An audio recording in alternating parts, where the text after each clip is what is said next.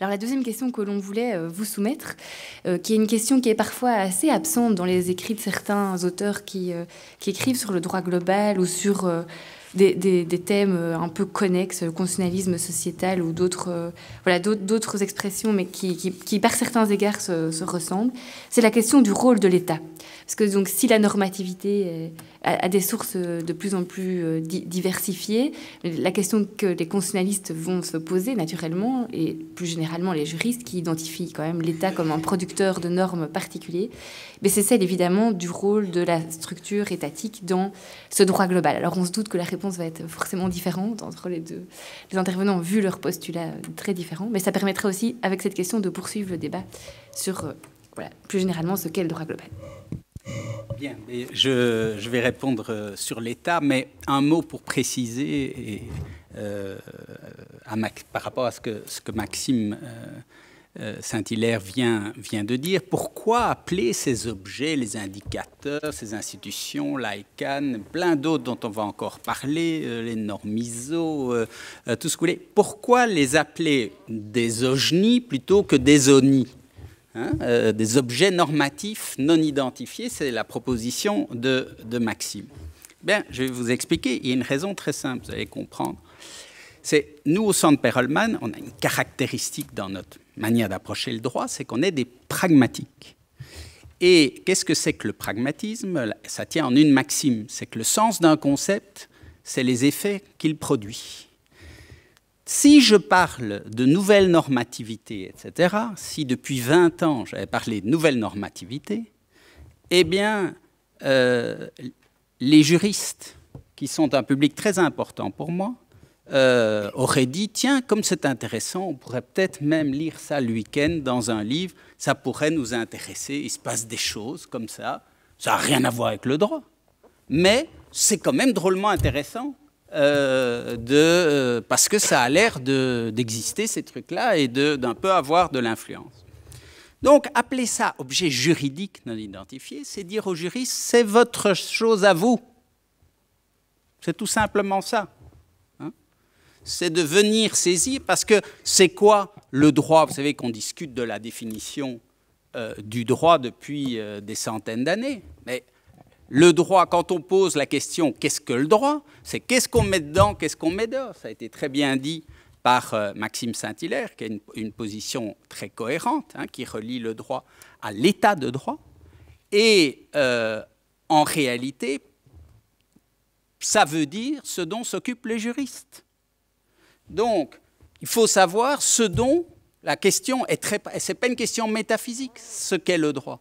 C'est une question pragmatique. De quoi est-ce que les juristes doivent s'occuper? Est-ce qu'il faut s'occuper de ces choses-là ou est-ce qu'il faut les laisser s'occuper d'elles-mêmes toutes seules? Est-ce que c'est les ingénieurs qui vont décider comment la société va être dirigée demain ou est-ce que les juristes ont encore quelque chose à apporter? Est-ce qu'on protège mieux les principes et les règles de l'état de droit et de la Constitution en laissant tout cet ensemble de normes qui ont, comme vous le savez, un impact très puissant sur nos vies ou bien en disant ce ne sont pas du droit. Donc, on aimerait bien nous faire quelque chose. Les juridictions ont fait ça pendant un certain temps. Elles commencent à changer leur fusil d'épaule. On ne peut pas s'en occuper. C'est des normes techniques, disait la Cour de justice de l'Union européenne. Donc, ça sort de notre compétence.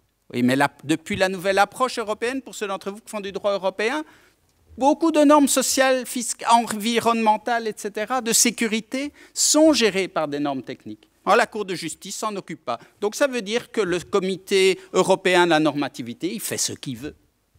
Ce n'est pas contrôlé par l'état de droit. Donc, il y a une raison pratique à appeler ça du droit, c'est pour que les instances du droit puissent s'en occuper. Et il n'y a pas de raison de se tirer une balle dans le pied en disant « Ah non, on n'est pas compétent ». D'autant moins de raison pour vous que parce que ça risque, si vous restez sur les fondements du droit classique, de vous mettre bientôt au chômage ou sans prise sur la réalité. Voilà la raison pour laquelle il est important que les juristes se saisissent de cela. Et la manière la plus simple pour que les juristes se saisissent de cela, c'est qu'ils appellent ça juridique. Sur le rôle de l'État, le rôle des États est primordial. Ce sont les plus grands régulateurs, les plus grosses machines à réguler. Elles ont les plus grandes administrations pour ce faire, la meilleure expérience. Elles ont la légitimité qui est due, ils ont donc les États la légitimité qui est due à leur ancienneté d'une certaine manière et pour certains au caractère démocratique et au respect de certains principes. Et ils ont une certaine force. Ils ont des forces de police, ils ont des forces armées qui permettent d'intervenir à un moment, d'imposer quelque chose. Donc, le rôle des États, ce n'est pas parce que vous passez du mot international à global que les États ont disparu. Hein. C'est quelque chose qui est souvent cru. Alors on dit, en fait, vous visez par droit global. On reproduit, parce que les juristes, ils ont une grande distinction en tête, même s'ils ajoutent tout de suite que ça ne veut plus rien dire, c'est la distinction public-privé. Hein. Et donc vous avez d'un côté, vous avez une constitution, gouvernance globale, puis de l'autre côté, vous avez évidemment le droit des affaires mondialisé. Et donc vous n'avez pas d'État dans le droit global. Vous l'aurez compris, ce n'est pas ma vision, c'est contre-productif, ce n'est pas pragmatique du tout. Donc, ils ont un rôle, ce sont les principaux acteurs, mais il y a une grande différence entre le paradigme global et le paradigme international, qui est fondamental, c'est qu'ils ne sont pas souverains. L'ordre juridique national repose évidemment sur l'idée de la souveraineté de l'État, c'est logique. L'ordre international repose sur un concept qui est bien plus difficile à comprendre, qui est la souveraineté de tous les États. En réalité, le mot souverain ne permet pas à l'État de remplir correctement ses fonctions dans un environnement global. La souveraineté, elle est limitée à un territoire et puis elle rend paresseux. Elle a habitué l'État à penser que s'il y a un problème, il suffit d'écrire un texte. Vous pouvez voir ça tous les jours avec le législateur national, la communauté française, etc. Nous avons un problème d'accès discriminatoire à l'école chez nous depuis des années. On parlait pacte d'excellence, etc. Pas de problème, on fait un décret d'inscription, c'est réglé. Ah non, on change 12 fois le décret d'instruction, mais les gens dans la rue, pendant des semaines, ont créé des effets pervers colossaux, et à la fin, on n'a rien résolu. Ah bon, il ne suffisait pas donc de décréter, pourtant, ne suis-je pas souverain? Ben non. Hein? Et donc, le droit global, c'est de la smart law, c'est-à-dire que la Belgique, certainement pas, mais même des pays plus importants, tant qu'ils se croient souverains et qu'ils croient qu'ils vont décréter, eh bien, même s'ils sont aujourd'hui les États-Unis, ça ne produira pas les effets souhaités. Et donc, il faut que les États recourent à d'autres instruments. Et à ce moment-là, on rencontre en général le terme de soft law, que je n'aime pas beaucoup. Pourquoi? Je vais vous le dire. D'abord, ce n'est pas la peine, on peut aussi parler en français. En deuxième lieu, je ne sais pas si c'est de la law. Maxime, sans doute, le contestera, mais en tous les cas, il y a une chose que je sais, c'est que ce n'est pas soft du tout. Et troisièmement, c'est de nouveau un concept paresseux, c'est fourre-tout. La soft law, c'est le débarras que vous avez au fond de votre appartement. Vous ouvrez pour encore mettre un truc dedans et tout vous retombe sur la tête tellement vous avez déjà mis dedans. On est à un stade où il est très important d'analyser ces objets.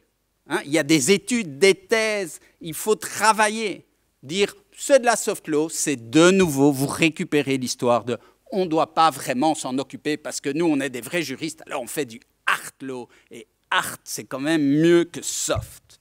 Bon, tout ça c'est encore une fois un moyen. On a reconnu qu'il y avait des choses, mais on a de nouveau décidé qu'on n'allait pas s'en occuper. Bravo. Et donc, qu'est-ce qu'on va trouver? Je prends un exemple, la responsabilité sociale des entreprises. Bon, cette idée qu'on va mettre la pression sur les entreprises, en particulier certaines entreprises multinationales tête de réseau, pour aller réguler tout un tas de choses dans tout un tas d'endroits du monde où ils ont des activités directement ou par leurs sous-traitants et éventuellement provoquent des dégâts ou pourraient faire des choses utiles. Eh bien, là encore, là on va parler, on est dans le domaine de la soft law la plus absolue. Qu'est-ce qu'on voit au niveau de l'action des États? On voit que des États peuvent dire, ça a été un rôle pionnier de la France, aujourd'hui c'est du droit européen, c'est obliger les entreprises d'un certain niveau à produire des rapports non financiers. Ah oui, mais alors ils disent n'importe quoi, des belles brochures, et ça n'a pas d'importance. On leur demande des informations précises. Regardez, la nouvelle loi française doit publier les écarts exacts de revenus entre les hommes et les femmes, selon des paramètres bien définis, et y remédier sous 3 ans, moyennant ensuite des pénalités financières. Hein? On n'a pas voté une loi. Comment est-ce que vous feriez une loi pour l'égalité homme-femme? Eh bien, on aurait pu le faire, c'est la méthode. Eh bien, comme l'accès à l'école, on va faire une loi, tout va être égal, ça va arriver à rien. Hein. On s'appuie sur des rapports non financiers, sur du phénomène de rapportage, et petit à petit, on met la pression pour essayer d'arriver à un certain objectif. Dans les marchés publics, on va dire que pour un certain nombre de marchés publics, voire pour tous, il faut avoir un certain label, qui n'a pas été fait par l'État, qui mentionne qu'effectivement, on est, selon les marchés, bio, éco, durable, etc. Et ça va permettre d'opérer une certaine sélection dans un... Il ne faut pas oublier que l'État est aussi un très gros acheteur de denrées. On peut faire ensuite de l'empowerment, donner un droit d'action en justice plus important à des associations qui vont ainsi jouer un rôle au niveau de la poursuite de certains acteurs qui n'auraient pas respecté leurs engagements ou qui n'auraient pas respecté les règles en vigueur. Donc vous voyez une nouvelle manière de réguler qui est absolument indispensable dès qu'on sort de ses frontières, puisque l'État sortant de ses frontières eh bien, perd une très grande partie de sa légitimité et de son pouvoir d'action. Et donc, il faut passer à un mode de législation différent. Donc, je résume, l'État, acteur primordial du droit global, à condition d'abandonner l'illusion qu'il est souverain pour adopter des nouveaux modes d'action, et donc ça passe par les nouvelles normativités, bien évidemment, qui ne sont pas celles de l'état de droit. Je déborde, si je peux, de 30 secondes pour rebondir, puis c'est un débat, sur ce qu'a dit Maxime, sur, évidemment, l'identification du droit aux normes de l'état de droit. Hein. Ça, c'est quelque chose qu'on voit qui n'est pas lié, en fait, à l'état de droit moderne et à la démocratie, c'est lié à l'État moderne lui-même. Il y a un pacte entre l'État moderne et le droit qui dit que, eh bien, un certain nombre de règles édictées par l'État, c'est du droit, et que le reste, ça vaudra moins, ou ça vaudra pas, ou ça ne jouira pas des mêmes protections. Vous voyez aujourd'hui que l'État lui-même recourt à d'autres modes de normativité que ceux de la souveraineté. Et il ne faut pas voir ça comme une rupture fondamentale. Sachez que la théorie des sources, puisque c'est de ça qu'on parle, la théorie des sources, il n'y a rien qui a plus évolué au cours du temps, et que si vous penchez, moi j'ai eu l'occasion de le faire maintenant, sur ce qui se passait il y a 100 ans, quand on discutait la question de savoir si les conventions collectives de travail c'était du droit, si la sécurité sociale c'était du droit, eh bien, vous aviez évidemment tout un tas de réponses qui disaient « jamais, bien sûr que non, tout à fait contraire aux principes constitutionnels, etc. etc. » La vérité, c'est que le droit, c'est comme la vie, et c'est comme nos sociétés, ça bouge tout le temps, et que le droit, pour demeurer en prise avec la société, non seulement évolue dans le contenu de ses règles, mais dans la forme et les moyens de ses instruments d'action. Merci. Le pragmatisme, à ma connaissance, le pragmatisme philosophique, il y avait 2 choses importantes pour moi. D'abord, l'idée qu'il était inutile de se représenter la chose en soi pour dire qu'on n'y a pas accès. c'était la critique de Kant, pour dire que finalement, à quoi bon se représenter un objet auquel on n'a pas accès, puisqu'on peut faire des expériences et voir qu'il y a des expériences qui marchent, d'autres qui ne marchent pas. Donc, si on est capable de prédire des phénomènes, on n'a pas besoin de postuler la chose en soi. L'autre chose importante dans le pragmatisme, c'était de répondre à ceux qui croyaient que les faits pouvaient se parler d'eux-mêmes, se donner vraiment aux chercheurs. Donc, je pense que le pragmatisme, au sens philosophique, rappelait que l'objet scientifique, il est toujours construit. Il est construit. Donc, ici, je crois que Benoît ne va pas me contester. D'abord, cette thèse selon laquelle le choix la construction de l'objet juridique, c'est un choix. Donc, alors, comment ça a été appliqué en philo du droit historiquement, le pragmatisme? Ça a été le réalisme juridique. Ça a été l'idée que... Une certaine version du pragmatisme. Oui, je parle d'histoire des idées. Alors, non, une certaine histoire des idées.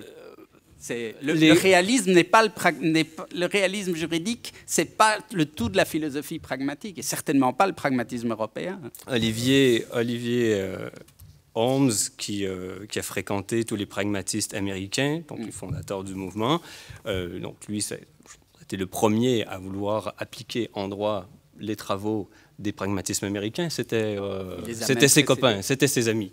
Il les a même précédés dans le temps. Oui, ben, ils étaient dans le cercle ensemble, quand même. Ils étaient dans le cercle ensemble, mais Oliver Wendell Holmes a publié sur le droit avant, et des versions pragmatisme en droit, avant que Peirce énonce sa maxime pragmatique. Il a d'ailleurs dit qu'il la tenait d'un juriste, non pas de Holmes, mais d'un autre membre du Metaphysical Club qui était Saint John Green. Oui, et l'idée, c'était que finalement, si on appliquait ces idées au juridique, le pragmatisme faisait de la science du droit ou de la discipline du juridique l'art de prédire les décisions de justice. Prévoir les décisions de justice. Chez Holmes. On est d'accord, chez Holmes. Bon. Je donne un exemple des conséquences où peuvent mener le pragmatisme tel qu'il est appliqué en droit. Si on appliquait cette conception du droit, pragmatisme, à la science du droit, la prévision des décisions de justice, on pourrait avoir par exemple un système juridique, entre guillemets, dans lequel les juges ne seraient aucunement indépendants, finalement gouverneraient suivant le bon vouloir d'un dictateur. Et dès lors qu'on serait capable de prévoir les décisions de ces juges totalement inféodés, on aurait une science du droit. Où est-ce que je veux en venir avec ça? C'est que si la construction de l'objet de la discipline juridique est un choix, comme il s'agit de droit, c'est un choix politique, c'est important. Construire l'objet de la discipline juridique ne sera jamais comme construire, n'aura jamais les mêmes conséquences et ne doit pas être fait de la même manière. Les arguments ne sont pas de même nature que la construction de l'objet d'une véritable science sociale ou du monde naturel comme objet de la science théorique. C'est-à-dire, quand on choisit quel sera l'objet de la discipline juridique, le choix, il est éminemment normatif. Absolument. Je suis d'accord. Donc, c'est pour ça que je me rattache à l'état de droit. Je pense qu'on peut difficilement concevoir l'objet du droit comme discipline, hormis l'état de droit qui est l'ancrage, en fait, qui nous permet d'expliquer comment, dans notre société, qui constitue nos intuitions normatives, le droit a une prétention à une certaine valeur politique. Mais comment tu réponds à l'argument que si tu ne considères pas l'objet comme juridique, les institutions de l'état de droit refusent de les contrôler, de les sanctionner, de les limiter? Comment tu fais ça? Tu réduis les institutions de l'état de droit à l'impuissance en disant que l'État n'a rien à dire sur ces objets puisqu'ils ne sont pas juridiques. Alors, logiquement, c'est impossible d'adhérer à l'état de droit tout en étant disposé à qualifier de juridique toute norme. Ensuite, s'il fallait, puisque c'est un choix, s'il fallait qualifier de juridique tout ce qui a des effets sur les droits, parce que ça a été la réponse à la question. Plutôt, tu as dit, bon, alors, si on me demande de justifier pourquoi le J dans OJNI, c'est parce que les normes dont je parle ont des effets sur les droits positifs. C'est pas ce que j'ai dit. J'ai dit, c'est parce que ça a pour effet que les juristes vont s'en occuper. Attention, excuse-moi, je m'inscris en faux. Je n'ai pas dit parce qu'elles produisent des effets juridiques. J'ai dit parce que appeler ça juridique, ça veut dire, pour les juristes, c'est à vous de vous en occuper. Et les juristes, c'est les étudiants, les juges, les profs, les avocats. Ça devient une pétition de principe. Pourquoi c'est juridique? Parce que les juristes doivent s'en occuper. Mais C'est ça le droit. Le droit, c'est ce dont les juristes s'occupent. Donc la question pragmatique, ce n'est pas une question de logique, c'est une question pragmatique. C'est est-ce qu'on doit s'occuper des indicateurs, de l'ICANN, des normes ISO, des choses-là, ou bien est-ce qu'on ne s'en occupe pas? Est-ce que c'est pour nous ou c'est pour les autres? C'est ça la question. Dans l'introduction à l'ouvrage sur les défis du droit global, le pragmatisme revendiqué de l'école de Bruxelles, tu l'ancres aussi dans la pratique du droit. Dans la pratique du droit. Oui. Le droit positif, tel qu'on Or, à ma connaissance, s'il existe des juristes qui savent bien faire la distinction entre les normes juridiques et celles qui ne le sont pas, ce sont les praticiens. C'est-à-dire que, évidemment, le praticien est confronté à toutes sortes de logiques économiques, sociales, toutes sortes de normes, mais le juriste praticien sait faire la différence entre les normes qui sont juridiques et celles qui ne le sont pas. En fait, de qualifier toutes les normes qui peuvent intéresser le travail du juriste, praticien, même législateur, de juridique, c'est plutôt un truc de prof d'université, beaucoup plus qu'un truc de praticien, à mon avis. Les praticiens qualifient de droit tout ce sur quoi ils peuvent facturer leurs clients. Donc, par exemple, la compliance. Pour toi, ce n'est pas des normes juridiques, les normes de compliance. Eh bien, il y a beaucoup d'avocats qui font maintenant des départements de compliance et qui gagnent beaucoup d'argent avec ça. Donc, le praticien, ce n'est pas son problème, c'est comme disait Llewellyn, c'est les low jobs. Donc, encore une fois, c'est le même choix. Est-ce qu'on s'en occupe ou est-ce qu'on ne s'en occupe pas? Ils ont décidé de s'en occuper parce que sinon, c'est les Big Four qui font ça. Or, comme maintenant, tout un pan de régulation passe par la compliance, ne pas s'en occuper, ça veut dire renoncer à tout un tas de travail de la régulation des entreprises. C'est un problème. Donc, si la recherche en économie du droit, analyse économique du droit, détermine la manière dont des facteurs ou des lois économiques se répercutent sur le droit, il faudra appeler les lois économiques, lois juridiques, il faut que les juristes s'en occupent. Donc le juriste, les facultés de droit finalement pourraient absorber les départements de sciences économiques, de sciences sociales. Le juriste doit être juriste, économiste. En fait, si tout ce qui peut se répercuter sur le droit ou intéresser la pratique du droit, évidemment qu'ils sont faits du droit des affaires, on fait des fusions, acquisitions d'entreprises, du droit des valeurs mobilières, évidemment qu'il faut connaître un peu l'économie. Est-ce que pour autant on va qualifier tout ce qui intéresse ce champ de pratique du droit et la défense des intérêts d'un client de juridique? À mon avis, non. Bon, je vais répondre maintenant à la question 2, là, qui est celle du rôle de l'État dans le droit global. À mon avis, dans ton manuel, Benoît, le rôle de l'État demeure quand même imprécis et ambigu. Tu veux nous faire sortir de la caverne de la souveraineté. Heureusement, toutefois, ton pluralisme juridique n'est pas anti-étatiste. Donc, il existe des versions du pluralisme juridique qui, de manière un peu inassumée, présument que tout ce qui est droit extra-étatique est joyeux. C'est un peu le jovialisme des normes extra-étatiques, et le droit étatique serait du droit méchant. Donc, à ta décharge, tu n'adhères pas à cet anti-étatisme. Tu écris que ton droit global est un droit sans souverain, mais ce n'est pas un droit sans État. Donc, jusque-là, je suis plutôt d'accord. Cela dit, la signification normative, et je rejoins ce que j'ai dit plus tôt, le sens normatif, politique, et la prépondérance, subsistance, mais certaine, du droit étatique par rapport aux autres droits ou autres normativités me paraît être un peu trop commodément évacuée par ce qui demeure un relativisme qui est celui de ton pluralisme juridique. Alors, chez toi, ce discours juridique sans concept de juridicité, donc on pourrait aussi appeler un discours juridique non identifié, alors ton discours juridique sans concept de juridicité se double aussi d'un discours critique sans concept de justice. Parce que dans la méthode que tu indiques pour finalement la pratique du droit global, il y a la position du problème, suit l'analyse empirique, l'approche transdisciplinaire, donc ce n'est pas tant de l'interdisciplinarité, il ne s'agit pas autant de travailler avec des spécialistes d'autres disciplines que de carrément dépasser la discipline juridique. Donc le juriste peut devenir un peu tout économiste, sociologue, puisque toutes les normes peuvent être qualifiées de juridiques. Ensuite, tu nous parles valeurs, intérêts, conflits, mais tu nous parles de la posture critique. Tu nous dis que ensuite le juriste doit être critique et engagé. Alors, la posture critique, finalement, il n'y a pas de concept de justice, il n'y a pas d'ancrage normatif, il n'y a pas d'arguments normatifs qui sont présentés. Il faut être critique. Alors, on se demande quel est le critère d'évaluation qui nous permet d'être critique. Par exemple, si moi je parle d'état de droit, j'ai un repère. L'état de droit devient quelque chose que je n'ai pas inventé, qui fait partie d'un patrimoine constitutionnel mondial et qui peut servir de critère d'évaluation. Donc, je peux être critique, mais de manière qui demeure juridique. Ta convocation à la critique ne présente aucune théorie normative. Et tu nous parles tout de suite d'engagement, après nous avoir parlé de la critique, et nous dit que finalement, le juriste n'a aucune obligation de neutralité axiologique.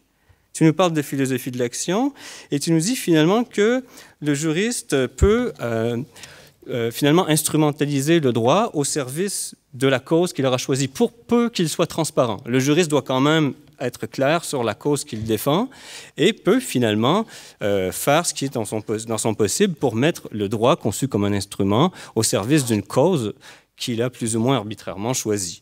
Donc, à ce discours théorique juridique sans concept de juridicité s'ajoute un discours critique sans concept de justice, de sorte que le relativisme juridique théorique se double d'un relativisme axiologique pratique.